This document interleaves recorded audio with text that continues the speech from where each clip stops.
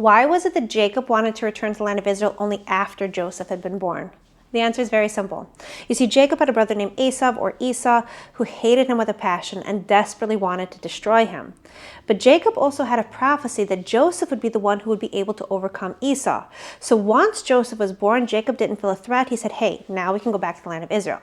What's important to note is that everything that happened to our forefathers is a sign of what will be with the Jewish people throughout the generations. So when we see that Esau would be an antagonist to Jacob, that he would hate him with a passion, try to destroy him, that meant that this would be an ongoing thing, up until the point that Joseph comes along and destroys Esau, which we see referenced in the book of Obadiah, where it compares the house of Joseph to a flame and Esau to straw.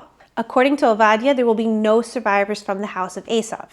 Now we have to ask a lot of questions here. We have to ask the question, who is Esau? Who are his progeny?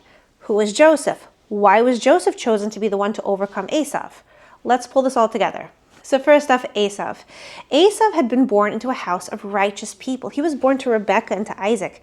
And yet, he chased after idolatry and he chased after immorality. He was just like a no-good guy.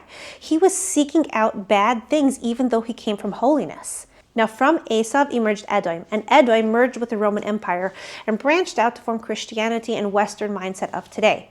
So when we speak about Edom today, we are speaking about Christianity primarily and the immorality that passed throughout the generations from the pagan Roman Empire. This is a spiritual legacy of Esau, and it will come to be destroyed by Joseph. Now, why Joseph? So Joseph was exactly the opposite. He was the foil character of Esau. He was born into a house of holiness, but he didn't actually spend a lot of time there. You see, Joseph, unlike his brothers, was taken away and he was put into Egypt. He was surrounded by idolatry and immorality. I mean, it was Egypt, the capital of idolatry.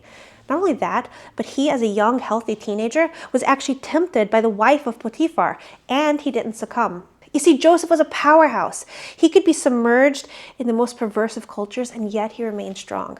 And that is what will ultimately prevail. Throughout the years, the ideologies of Esau have been trying to destroy the Jewish people. Immorality and idolatry, both trying to break us down. And it's the Josephs who come along and say, hey, even if I'm in exile, even if I'm surrounded by all kinds of immorality, I'm going to hold true to the Torah, I'm going to stand up, and I'm going to shine my light. That's the kind of mentality that can overcome the negative ideologies of Esau.